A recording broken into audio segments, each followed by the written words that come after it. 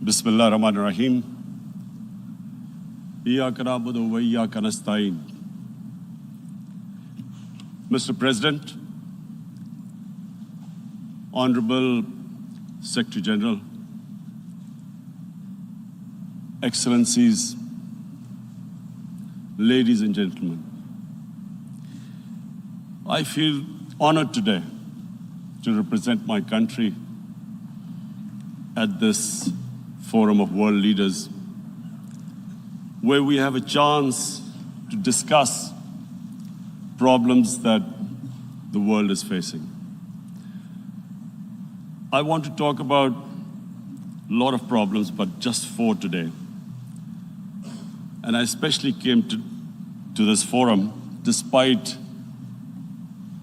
a difficult time in my country, facing challenges. I would not have come, but because I feel that there are some very urgent problems which the world must address. So first of all, I start with climate change. So many leaders have talked about climate change. But Mr. President, I feel that there is a lack of seriousness.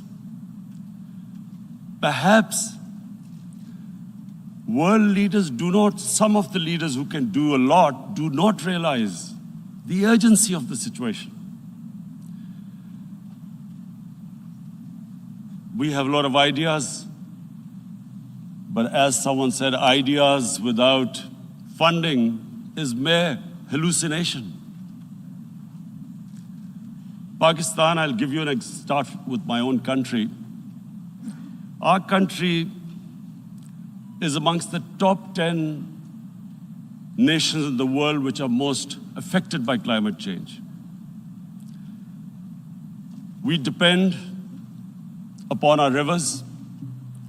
We are mainly an agricultural country. And 80% of the water in our rivers comes from our glaciers. The glaciers not just on the Pakistani side, even India. The 80% of the water in Ganges and the Indian rivers also comes from the glaciers, from the Himalayan glaciers, Karakoram, Hindu Kush.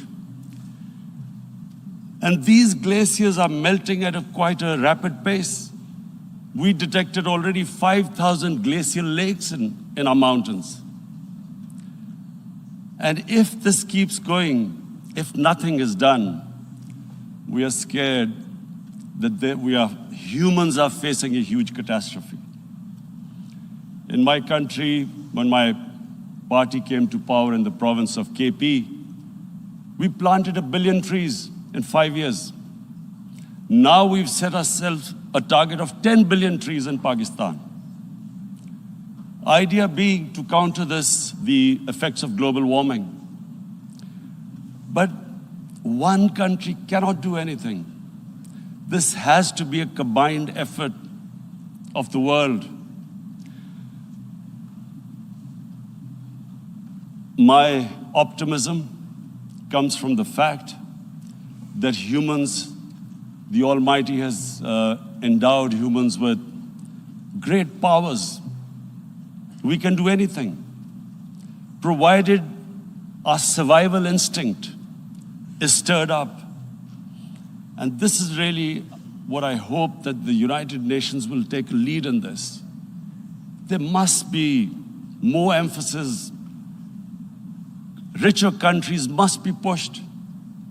Countries that are mainly responsible for greenhouse gas emissions. They must be pushed because our country contributes minuscule amount to greenhouse gases. So I feel that the United Nations must take leadership in this. My second issue for me right now is even more critical. Mr. President, every year, billions of dollars leave the poorer countries and go towards rich countries. billions of dollars siphoned off by the ruling elites of the developing world. And they find their way into Western bank accounts, offshore accounts, tax havens, expensive properties hidden behind companies bought in Western capitals. Mr. President, this is devastating the developing world. This is causing more poverty, debts. It's impoverishing the developing world. The difference between rich and poor countries is growing because of this. Money laundering, which happens because money leaves the poorer countries into rich countries, is not treated the same as, for instance, money from drugs or terror financing. The seriousness which terror financing and money from drugs, the way it is treated, it's not the same. The way the poor countries are being plundered by their elites. It's not happening. In my country, when I took charge of our government a year back, in the 10 years preceding that, our total debt went up 4 times. The debt we had accumulated in 60 years, just in 10 years, it went up 4 times. As a result, the total revenue we collected in 1 year, half of it went into debt servicing. How are we going to spend money on our human beings, 220 million people, when half the money is going into debt servicing? Because our country was plundered by the elites, the ruling elite. And easily they could get the money out. And when Mr. President, we located properties in Western capitals bought by this money through corruption and money laundering, located the properties of these corrupt leaders, we find it so difficult to retrieve it. That money, if we retrieved that money, we could spend on our human beings. But it's so difficult. The laws protecting these criminals. We do not have the sort of money to have expensive lawyers and spend millions and millions of dollars. We need help from the rich countries. And Mr. President, it's critical. The rich countries must show political will. They cannot allow this to happen. How can the poor countries spend money on human development, which the United Nations asks, SDG? How are we going to do it when this money can easily leave our countries? So, unless the rich countries intend to build walls to stop economic refugees coming as we see right now, they must take action. They must take action now. It must be a deterrent. Corrupt ruling elites should not be able to take money out easily and park it into foreign bank accounts and into these properties abroad. And I never understand why. Why do we have these tax havens? Why is this allowed? Why shouldn't rich people pay taxes? Why is it legal to have these tax havens where you have these secret accounts? Because, you know, world is changing. The population of the world is growing. Sooner or later, you're going to have a crisis. If the poor get poorer and the rich get richer, there is going to be a crisis sooner or later. So this is my second point. I hope that the United Nations takes a lead in this. It involves the IMF, the World Bank, Asian Development Bank. They must find a way of stopping this plunder of the developing world. My third point is Islamophobia. There are 1.3 billion Muslims in this world. There are millions of Muslims living in other countries, European countries, in the US, as minorities.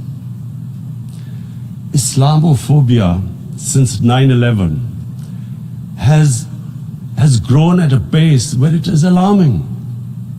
Human communities live together. There should be understanding amongst them. But Islamophobia is creating a division. Muslim women wearing hijab, it's become an issue.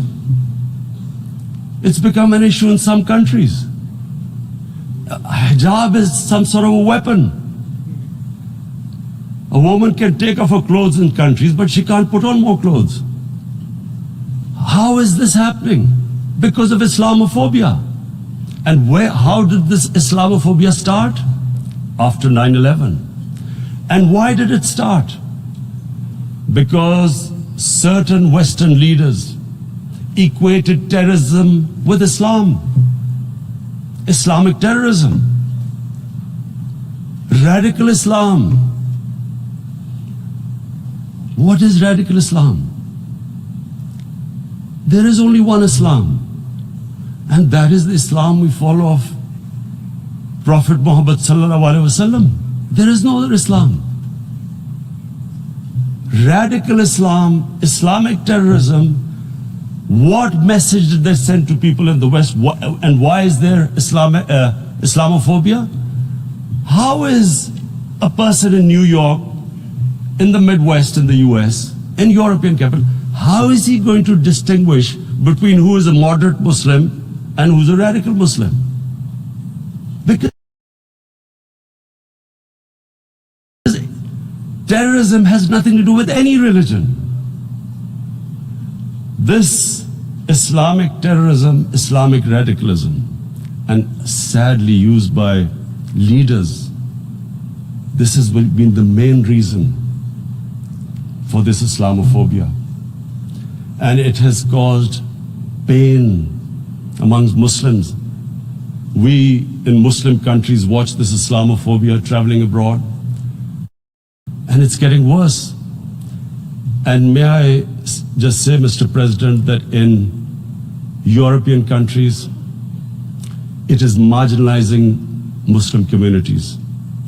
And we all know that marginalization leads to radicalization. Some of the people who ended up as militants in Syria and other places were from marginalized Muslim communities. And my point here is that we must address this issue. I'm sad to say that we Muslim leaders have not addressed this issue either. After 9/11, when this thing came about war against radical Islam, rather than Muslim leaders trying to explain to the West that there is no such thing as radical Islam, in all human communities, they are radicals, they're liberals and rest are moderate. All human communities, Christians, Jews, everyone has it. But Islam is not radical, neither Judaism, neither Christianity, neither Hinduism. No religion preaches radicalism. The basis of all religion is compassion and justice, which differentiates us from the animal kingdom. But unfortunately, the Muslim leadership was so scared of being called radical Islam that all of them became moderates. In Pakistan, we were in the eye of the storm, and our government coined a phrase called enlightened moderation. No one knows what it meant, but everyone started putting on Western suits that they were moderates, started speaking.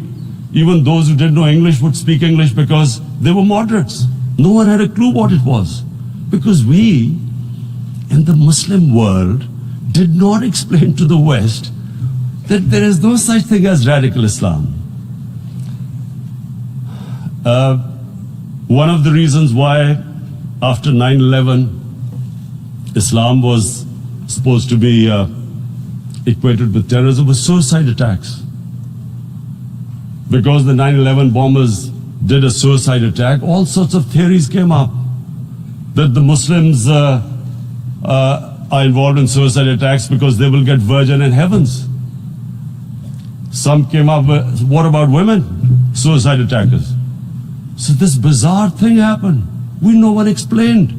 Suicide attacks and Islam were equated. No one did research that before 9/11, the majority of suicide attacks in the world were by Tamil tigers, who were Hindus. No one blamed Hinduism, and quite rightly. What has Hinduism got to do with what desperate people were doing in Sri Lanka?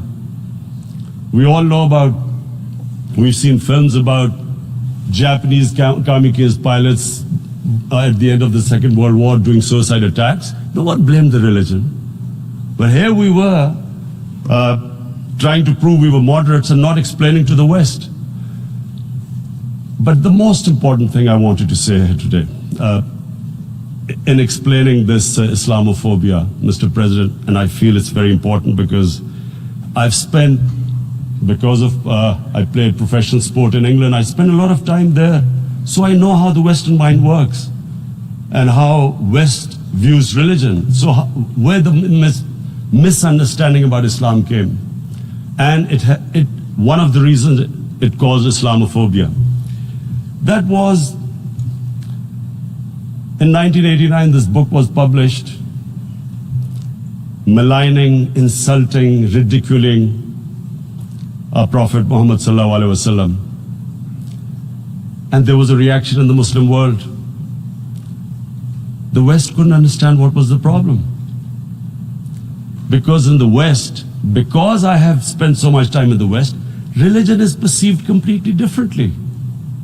They don't look upon religion like we do. And so, Islam was supposed to be an intolerant religion. It was against freedom of expression. And Islam took a real beating 30 years ago. I still remember it became a watershed. And every 2 or 3 years, someone would malign our Prophet, peace be upon him. There would be a reaction by the Muslims. And again, it was Islam, an intolerant religion. Again, this time, I blame a certain section of the people in the West who deliberately provoked this, knowing the impact it would have. But the majority of the people in the West didn't understand. This is where, again, Muslim leadership let the Muslims down. We should have explained to them what our Prophet, peace be upon him, means to us. So in 1 minute, I'll try and explain what he means to us.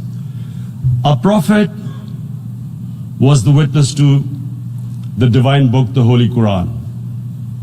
The Holy Quran is the book of guidance for Muslims, and the Prophet's life was living the Quran. He was an example of what the Quran guided us to be. So he is the ideal we all try to get to. The Prophet created the state of Medina, the first state in Islam. That state was the basis of a Muslim civilization which became the predominant civilization for the next 700 years. And what was that state? I hear such strange things about Islam, that it is against women, it's against minorities. The first state of Islam in Medina, it was the first time a welfare state was set up. The state took responsibility of the weak, widows, orphans, poor people, handicapped. It taxed the rich, spent the money on the poor.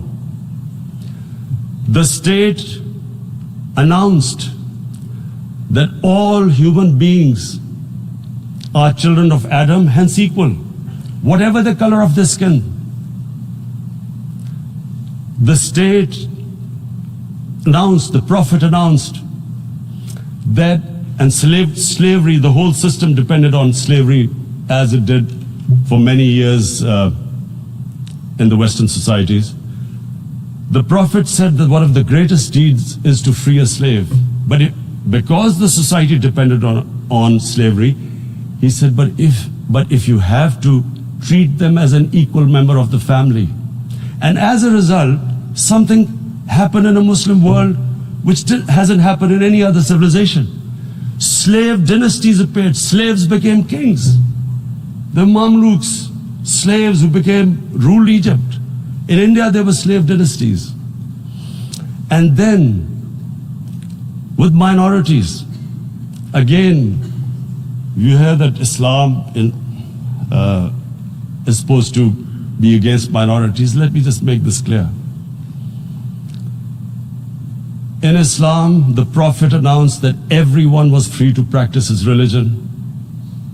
It was a sacred duty to protect the places of worship of all religions.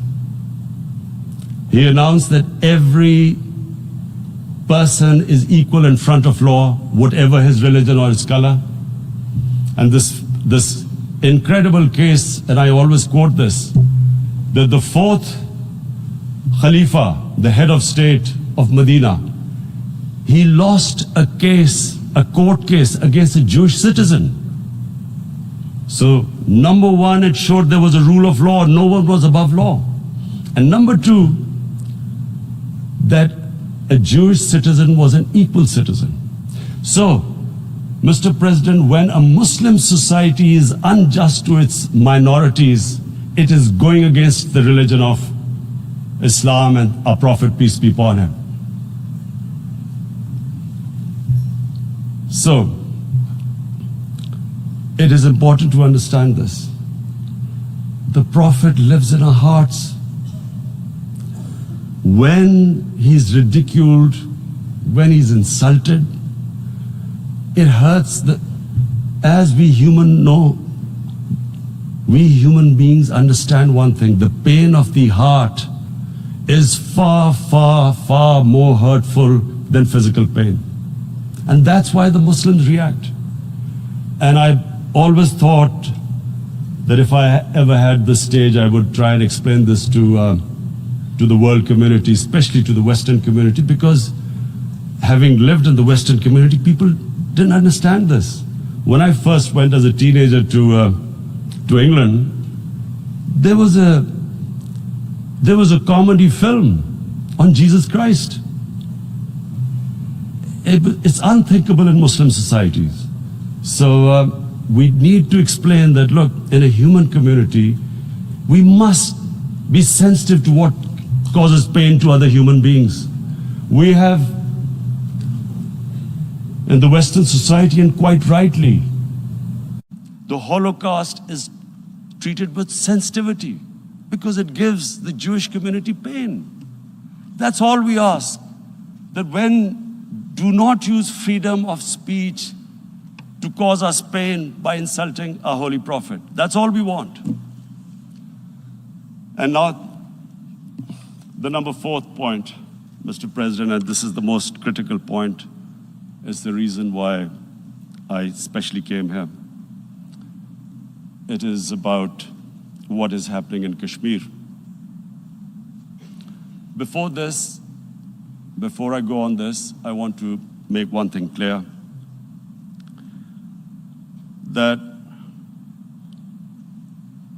when we came to power, my first priority was that Pakistan would be a country which will try its best to bring peace.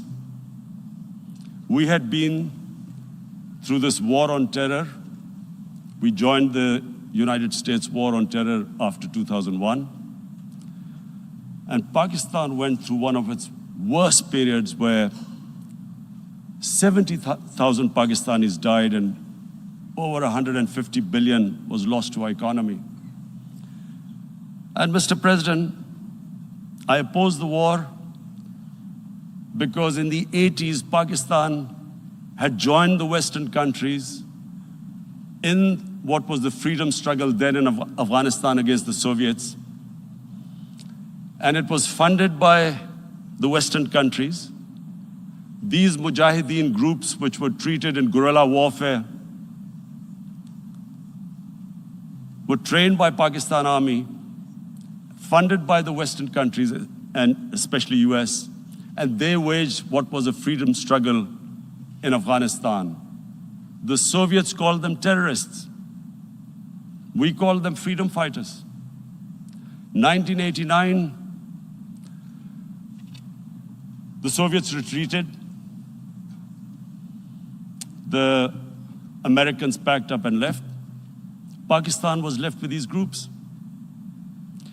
Come 9/11, Pakistan joined the United States in this war on terror. And now our government was supposed to, the reason why I opposed joining this war, because here we had indoctrinated them in jihad, meaning freedom struggle against foreign occupation. Now, because we had joined the US, and the US had occupied Afghanistan, now we were supposed to tell them that, no, this is not freedom struggle and jihad, it's terrorism. So that's why I tried to tell then government that, stay neutral, because you will have leverage over them. You will be able to control them. But if you join them, you become collaborators and they will attack you, which is what happened. They turned against us. We went through a nightmare. 70,000 people killed in a war we had nothing to do with. No Pakistani was involved in 9/11. Taliban were in Afghanistan. Al-Qaeda was in Afghanistan. What had we to do with it? 70,000 Pakistanis died. So when we came to power, we decided that we would dismantle what was left of these groups. And this decision was taken not just by us, but by all the political parties in Pakistan. Unfortunately, they didn't implement it. So we came to power, we decided to implement it, and we dismantled whatever was left of the groups. And I know that India keeps accusing us that there are these groups there. I would like the United Nations to send observers, see for themselves what we've done. No Pakistani government would have dared to do this because it would have created strife. But we decided that there would be no militant organizations in Pakistan. So I need to give you this background and to what I'm going to say later on. And secondly, we started mending fences. I invited the Afghan president. We developed a relationship with Afghanistan. We had problems with Iran. We mended fences there. And then India. Now let me just give you a little background about my relationship with India. Because of cricket, and cricket being it's a passion in the subcontinent, I had great following in India. I have friends in India, and I loved going to India. So immediately, when my party came to power, the first thing we did was to immediately reach out to India. And I spoke to President Modi and I said, look, we have similar problems. Climate change, poverty, let's get together. Let's resolve our differences through trade. Let's build a relationship on trust. Prime Minister Modi told me that, there were terrorist attacks from Pakistan. I said, we have problems with you. There are terrorist attacks which we know are instigated by India in Balochistan. We caught a spy, Kulbhushan Yadav, who admitted what the sabotage going on in Karachi and Balochistan. So we said, look, let's leave that behind. Let's move forward. Our main priority should be our people. The highest number of poor people live in the Indian subcontinent. Unfortunately, didn't make any headways. Our foreign minister was supposed to meet on this in the UNGA last year. India canceled it. We thought that it's their election coming up. It's a nationalist, ultra-nationalist party. It doesn't want to cozy up to Pakistan. So we thought, okay, we'll wait till the elections. Meanwhile, a 20-year-old Kashmiri boy, whose father said was radicalized by the security forces in Kashmir, blew himself up on an Indian convoy. Immediately, India blamed us. I spoke to the Indian public on television. I said, if you give us any iota of proof, we will immediately take action because we've clamped down on these groups. Rather than sending us any proofs, they sent their jets in, they bombed us. We retaliated. A jet, 2 of their planes were shot down, 1 pilot bailed out in Pakistan. We immediately returned the pilot, saying that, look, we do not want any escalation. Rather than taking that as a peace gesture, the entire campaign, almost the entire campaign of Mr. Modi in the election was how he had taught Pakistan a lesson that jets had killed 350 terrorists. Complete lie. They had just killed about 10 trees of ours, which was quite painful given that, we are growing all these trees. He then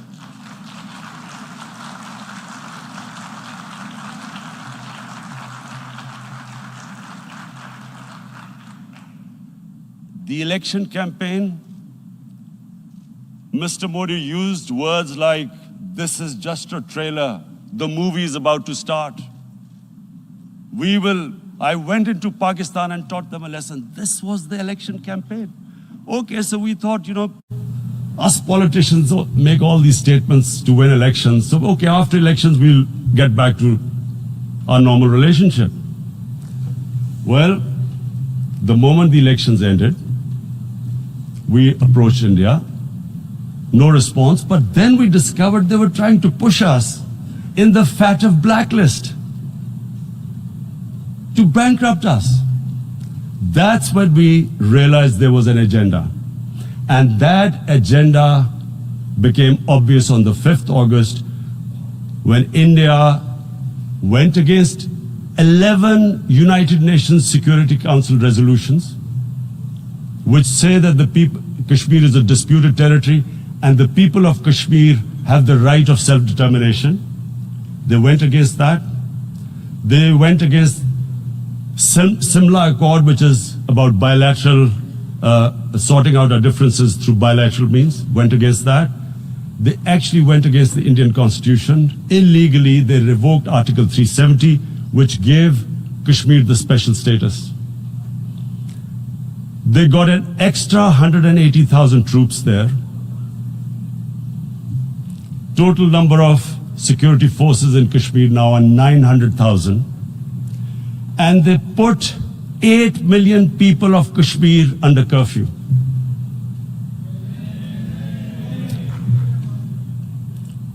Mr. President, now I just briefly want to make the people understand, how can anyone do something like this? And for that, I have to explain to you what is RSS. RSS, Mr. Narendra Modi is a life member of RSS. RSS was an organization that was inspired by Adolf Hitler and Mussolini, came about in 1925. They believed in racial purity, racial superiority. They also believed they were an Aryan race like the Nazi believed they were an Aryan race. All that I'm saying can be verified. This is the time of information revolution. You can Google all this, what I'm saying. But it is very important for me to explain this to you so you know what is happening in India. This RSS believed in the ethnic cleansing of Muslims from India. At one point there was racial superiority of the Hindu race. Secondly, it was hatred for the Muslims and for the Christians because they believed that this golden age of Hindu civilization was stopped because of Muslim rule centuries back and then the British rule of India. So it was racial superiority and hatred for Muslims and Christians. This is openly stated. You look at the founding fathers of RSS, Golwalkar and Savarkar. Just Google them and you'll find out. And this ideology of hate is what murdered the great Mahatma Gandhi in 1948. It was this ideology of hate that made Narendra Modi in 2002 do a pogrom against Muslims in Gujarat when he was the chief minister. He allowed 3 days for these RSS goons who were inspired by the Hitler brown shirts. They actually wear brown shirts. This RSS,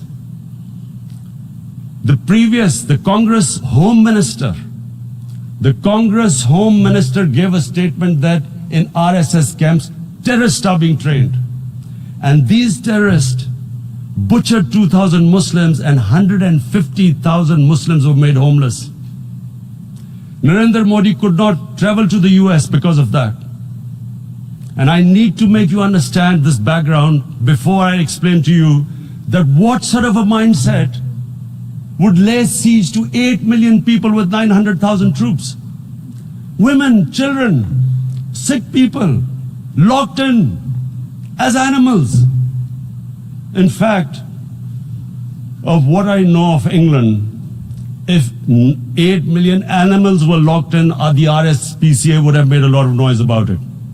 These are human beings.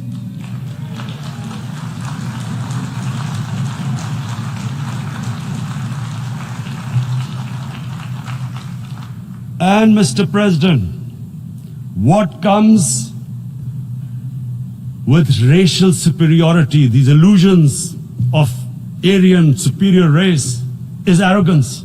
The two go together. And it's arrogance that makes people make mistakes and do stupid things. Cruel things like what Narendra Modi has done. It's sheer arrogance. And it's arrogance that has blinded him from the fact that what is going to happen when the curfew is lifted. Has he thought about it? This hasn't been thought through. What is he going to do when he lifts the curfew? Does he think that people of Kashmir will quietly accept the status quo because India has changed the constitution and taken away the special status? They'll accept that?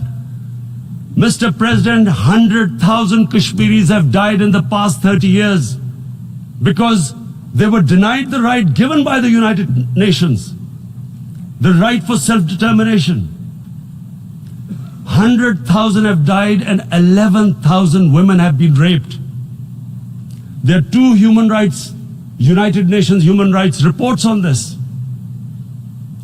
The world hasn't done anything because India is a huge market, 1.2 billion people. Sadly, the material prevails over the human. But this has serious consequences. Again, I repeat, that's why I'm here. Look, what is going to happen when the curfew is lifted will be a bloodbath. The people will come out. There are 900,000 troops there.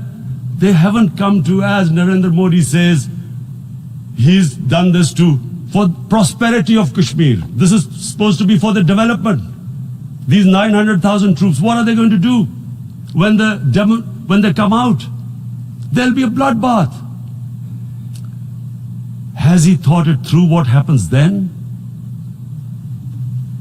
Mr. President, has anyone thought that what happens when there is a bloodbath? What do you think the impact will have on people of Kashmir? What do you think they will think? The way they have been boxed in their houses, treated like worse than animals, no rights. Thousands of all their political leadership has been arrested, taken out of Kashmir.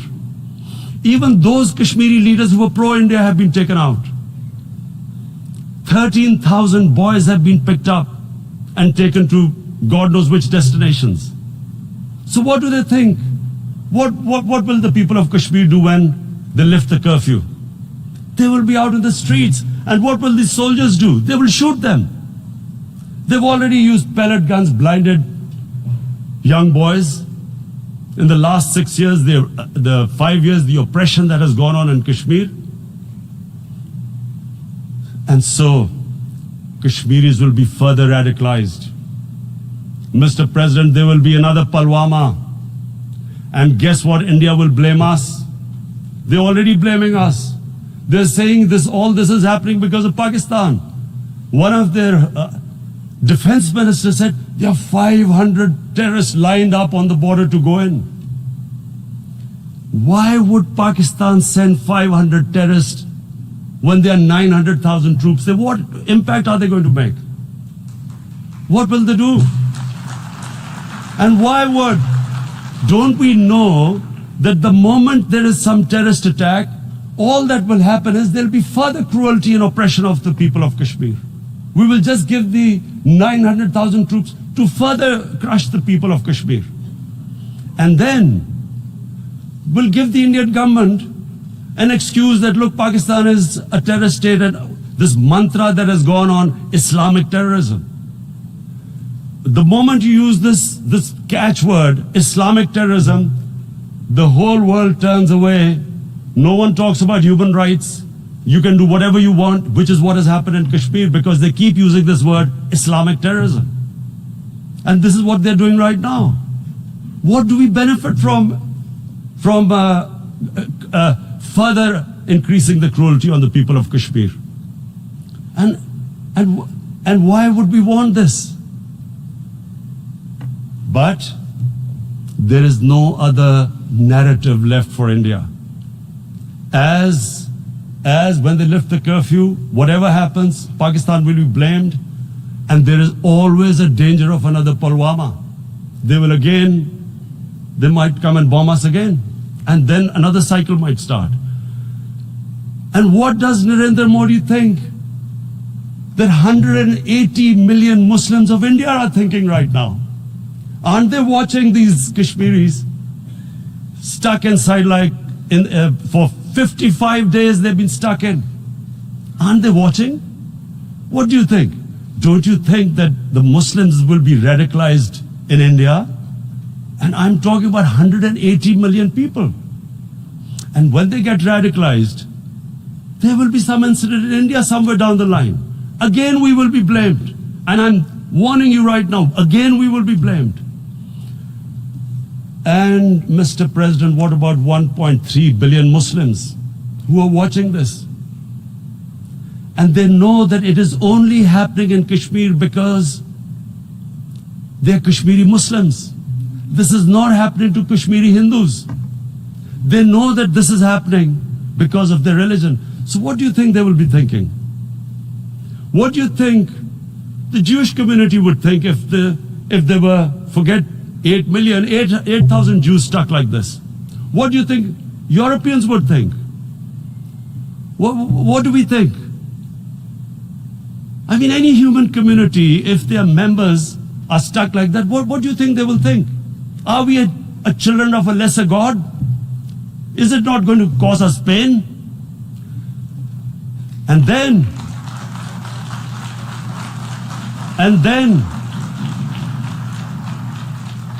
I'll tell you what will happen. People will, in the 1.3 billion Muslims, someone will pick up arms. I know we've been brought up with films, Western films. This good, decent guy doesn't get justice. He decides to pick up a gun and start seeking justice. There was a film made in New York, famous film called Death Wish. This guy gets mugged by and his family, his wife gets killed or something. He can't get justice. He picks up a gun and he goes around shooting muggers. And the whole cinema cheers him on. So what do you think the Muslims are thinking right now? If there is a bloodbath, there will be Muslims becoming radicals, not because of Islam, but because of what they will see, that there's no justice when it comes to Muslims. There were Rohingya Muslims, Myanmar, who are, God knows, almost 1 million people out, ethnic cleansing. What was the response of the world community? So what do you think will be the response of 1.3 billion Muslims? I picture myself. I'm in Kashmir. I've been locked up for 55 days. I've heard about, and there are rapes, Indian Army going into homes, soldiers. Would I want to live this humiliation? Would I want to live like that? I would pick up a gun. You're forcing people. You are forcing people into radicalization. When people lose the will to live, what is there to live for? And this is what, if you can do this to human beings, you are actually radicalizing people. And so, Mr. President, I want to repeat here, this is one of the most critical times. There will be a reaction to this. Pakistan will be blamed. 2 nuclear-armed countries will come face to face like we came in February. And before we head in that direction, the United Nations has a responsibility. This is why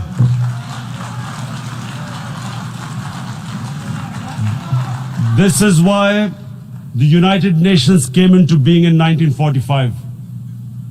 You were supposed to stop this happening. I feel we are back to 1939, Munich.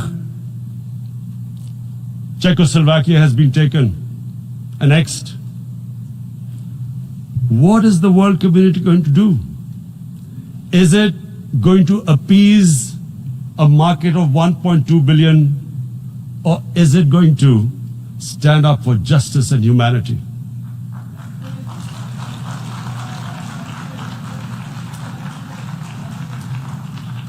If this goes wrong, you hope for the best, but be prepared for the worst.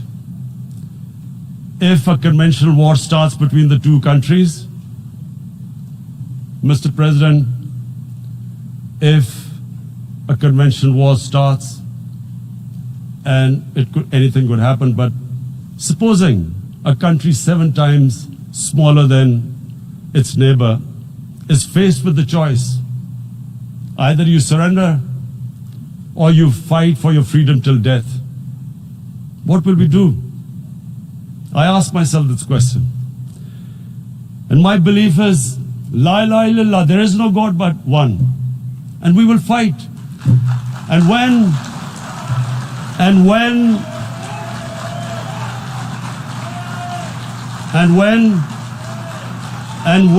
a nuclear-armed country fights to the end, it will have consequences far beyond the borders. It will have consequences for the world, which is why I repeat I'm here.